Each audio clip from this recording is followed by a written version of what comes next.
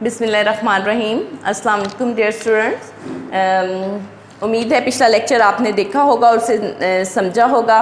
آپ کو یاد ہو اگر تو ہم نعت شروع کر چکے ہیں اور نعت کے پہلے 3 اشعار جو ہیں وہ ہم کمپلیٹ کر چکے ہیں. اب ہمارے پاس اگلے جو 3 اشعار ہیں وہ ہیں. آج ہم ان کو دیکھیں گے, ان کی تشریح کو سمجھیں گے اور انشاءاللہ پھر اپنا کام کریں گے. جی, اگلا جو ہمارے پاس چوتھا شعر ہے, پہلے 3 ہم کر چکے تھے, چوتھا شعر ہے, اسے دیکھیں. اشکوں سے تیرے دین کی کھیتی ہوئی سیراب, فاقوں نے تیرے دہر کو بخشا ساز و سامان. وہی بات کہ جب آپ سمجھ جاتے ہیں کہ یہ نعت کے اشعار ہیں تو آپ کو پتہ چل جاتا ہے کہ یہ کس کی بات ہو رہی ہے. ٹھیک ہے نا ڈیئر اسٹوڈنٹ, پہلے تو یہ بات ہے کہ آپ کو یہ سمجھنا بہت ضروری ہے. بعض بچے, بے شک یہ بہت آسان چیز ہمیں دیکھنے میں بہت آسان لگتا ہے کہ یہ حمد ہے, اس میں اللہ تعالیٰ کی تعریف کر رہے ہیں, اور یہ جو ہے وہ نعت ہے, اس میں حضور صلی اللہ علیہ وسلم کی تعریف کر رہے ہیں. لیکن اس طرح ہوتا ہے کہ جب آپ لوگ پیپر دینے کے لیے کمرہ امتحان میں بیٹھتے ہیں تو حمد اور نعت کو آپ لوگ تھوڑا سا کنفیوز ہو جاتے ہیں اور گڑبڑ کر دیتے ہیں.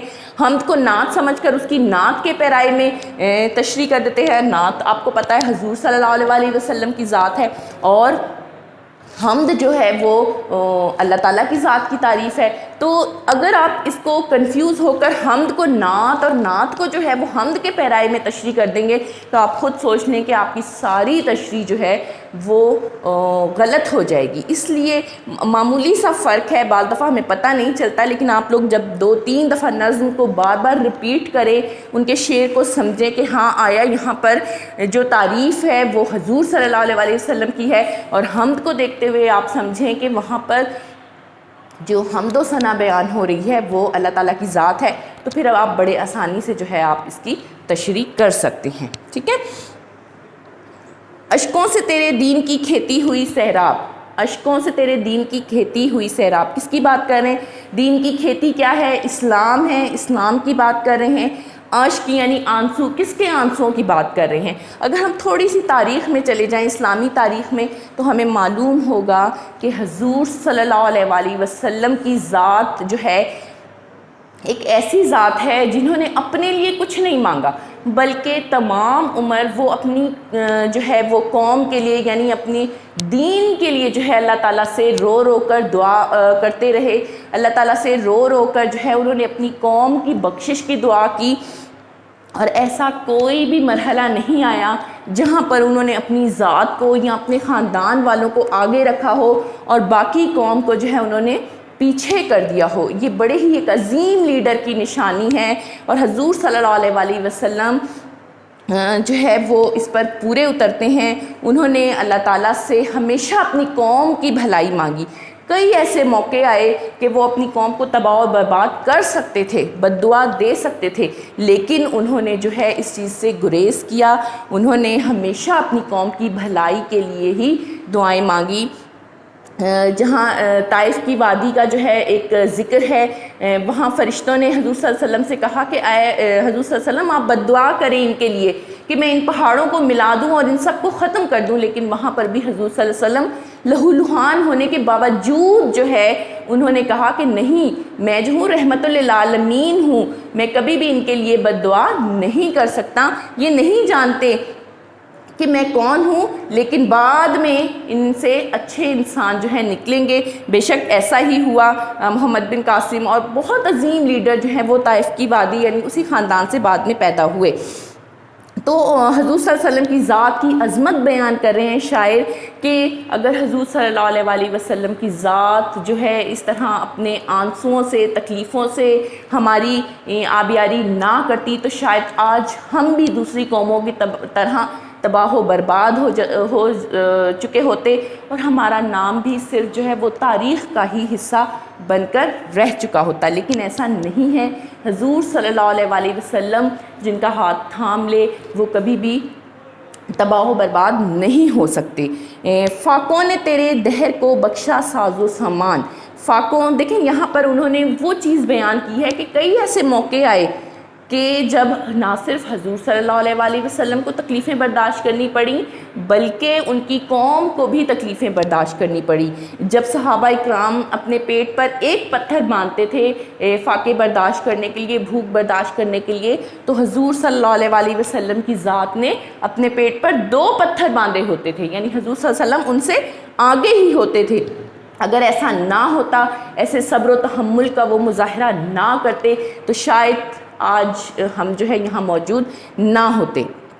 بے شک حضور صلی اللہ علیہ وسلم کی ذات جو ہے وہ بہت ہی اعلیٰ ذات ہے. جی اگلا شعر دیکھیں. انسان کو شائستہ و خوددار بنایا, تہذیب و تمدن تیرے شرمندہ احسان. دیکھیں, انسان کو شائستہ اور خوددار بنایا, وہی بات کہ تھوڑا سا آپ پیچھے جائیں, حضور صلی اللہ علیہ وسلم اور اسلام سے پہلے کی بات کرتے ہیں تو ہمیں پتہ چلتا ہے کہ اسلام سے پہلے معاشرہ کس طرح تھا. آپ جانتے ہیں کہ اسلام سے پہلے جو ہے وہ عورت کی کوئی عزت نہ تھی. بیٹیاں پیدا ہوتی تھیں تو انہیں جو ہے وہ زندہ درگور کر دیا جاتا تھا, انہیں زندہ ہی دفن کر دیا جاتا تھا. لڑائی جھگڑا جو ہے وہ معمول کی بات تھی, اور غرض وہ تمام جو ہیں برائیاں جو کسی بھی معاشرے کو تباہ کر سکتی ہیں, وہ تمام برائیاں جو ہیں عرب معاشرے میں موجود تھیں. شائستگی کا لفظ اور خودداری کا لفظ جو ہے وہ اس سے ناآشنا تھے. حضور صلی اللہ علیہ وسلم کی ذات ایک ایسی ذات ہے کہ جب وہ دنیا میں تشریف لائے, اسلام کی تبلیغ انہوں نے شروع کی, تو سب سے پہلے انسان کو انسانیت کا درس دیا. صرف تبلیغ کے ذریعے ہی درس نہیں دیا, بلکہ حضور صلی اللہ علیہ وسلم نے اپنی ذات کو عملی جامہ پہنا کر عملی طور پر وہ کام کر کے دکھائے اور بتایا کہ آیا انسان جو ہے وہ کیوں انسان کہلانے کا حقدار ہے. ٹھیک ہے, وہ کام جو آج کا انسان یعنی اسلام سے پہلے کا انسان کر رہا تھا وہ تو جانور بھی کر رہے ہیں. جانوروں میں بھی کوئی قانون نہیں, ان انسانوں میں بھی, تو کیوں جانوروں اور انسانوں میں فرق ہے. تو حضور صلی اللہ علیہ وسلم نے انسان کو جو ہے مہذب کا لفظ جو آج ہم بول دیتے ہیں اور بڑی آسانی سے بول دیتے ہیں, یہ مہذب کا لفظ جو ہے اس سے ہمیں روشناس کس نے کروایا ہے؟ حضور صلی اللہ علیہ وسلم کی ذات نے کروایا ہے. خوددار ہمیں کس نے بنایا ہے؟ حضور صلی اللہ علیہ وسلم کی ذات نے ہمیں خوددار بنایا ہے. انہوں نے ہمیں بتایا ہے کہ آیا ہم نے اس دنیا میں آ کر کس طرح رہنا ہے, کس طرح جو ہے ایک دوسرے کی مدد کرنی ہے. انہوں نے ان کی اپنی زندگی میں اس طرح کے بہت سے واقعات ہیں کہ جب دشمن جو ہیں ان سے نازیبا سلوک رکھتے تھے, لیکن جواب میں ہمیشہ آپ نے ان کے ساتھ شفقت برتی ہے. غیر مسلموں کے بچے جب آپ کے پاس ارد گرد کھیلتے تھے تو ہمیشہ آپ نے ان کے ساتھ شفقت کا رویہ رکھا ہے. وہ عورتیں جو اسلام نہیں بھی مطلب اسلام کے دائرے میں نہیں تھیں, لیکن کبھی بھی آپ نے ان کو جو ہے برا جو ہے ان کے ساتھ رویہ نہیں رکھا, ہمیشہ ان کے ساتھ اچھا رویہ رکھا ہے. وہ دشمن جو آپ کو مختلف طریقے سے اذیت پہنچاتے تھے, ایک بوڑھی عورت کا واقعہ بڑا مشہور ہے جو آپ پر ہمیشہ کچرا پھینکتی تھی, لیکن ہمیشہ آپ نے اس کے ساتھ جو ہے وہ نیکی کا صلہ رکھا, اور جب وہ بیمار ہوئی تو باقاعدہ اس کی تیمارداری کے لیے, اس کی عیادت کے لیے جو ہے آپ اس کے گھر تشریف لے کے گئے. تو شاید اسی چیز کو جو ہے وہ بیان کرتے ہیں کہ انسان کو شائستہ جو ہے وہ حضور صلی اللہ علیہ وسلم کی ذات نے, ان کی تبلیغ نے بنایا ہے. تہذیب و تمدن تیرے شرمندہ احسان, کہ اگر ہم ساری زندگی بھی حضور صلی اللہ علیہ وسلم کے ان احسانوں کا بدلہ چکانا چاہیں اور اللہ تعالیٰ کی عبادت میں اور ان کی عبادت میں گزار دیں, تو شاید تب بھی ہم ان کا جو یہ احسان ہے وہ چکا نہیں سکتے. البتہ ہم کوشش ضرور کرتے ہیں اور ہم لوگوں کو کوشش کرتے رہنا چاہیے. ہماری کوشش کیا ہے کہ ہم جو باتیں انہوں نے ہمیں بتائی ہیں ہم ان پر عمل کرنے کی کوشش کریں, جس حد تک ہو سکے ہم ان پہ عمل کریں. اگر کوئی بھول چوک کبھی ہو بھی جائے تو انسان سمجھ کر ہمیں اللہ تعالیٰ معاف فرما سکتا ہے, لیکن اگر ہم بالکل ہی ان کے احکام پر عمل پیرا نہیں ہو رہے, اس کا مطلب ہے کہ آپ جو ہے وہ ان کے احکام, ان کے حکم کی روح گردانی کر رہے ہیں, ان کی ذات سے انکار کر رہے ہیں. ٹھیک ہے, تو شاعر جو ہے یہاں پر آپ صلی اللہ علیہ وسلم نے فرمایا ایک جگہ کہ تم میں سب سے اچھا انسان وہ ہے جو اخلاق و کردار کا اچھا ہے. تو اخلاق و کردار کب بنتا ہے؟ جب ہم ان کے احکام کی عمل پیروی کریں. جی اگلا شعر ہم دیکھتے ہیں. یہ ہمارے پاس آخری شعر ہے. ڈیئر اسٹوڈنٹس، ایک بات میں آپ کو بڑی اہم ہے جو بتاتی چلوں کہ دیکھیں آخری شعر جسے ہم مقطع بھی کہتے ہیں، ٹھیک ہے، ہر نظم کا ہر غزل کا آخری شعر ہوتا ہے، لیکن اگر شاعر جو ہے وہاں پر اپنا تخلص استعمال کرے تو وہ مقطع کہلاتا ہے. مقطع اور آخری شعر تقریباً ایک ہی چیز ہے.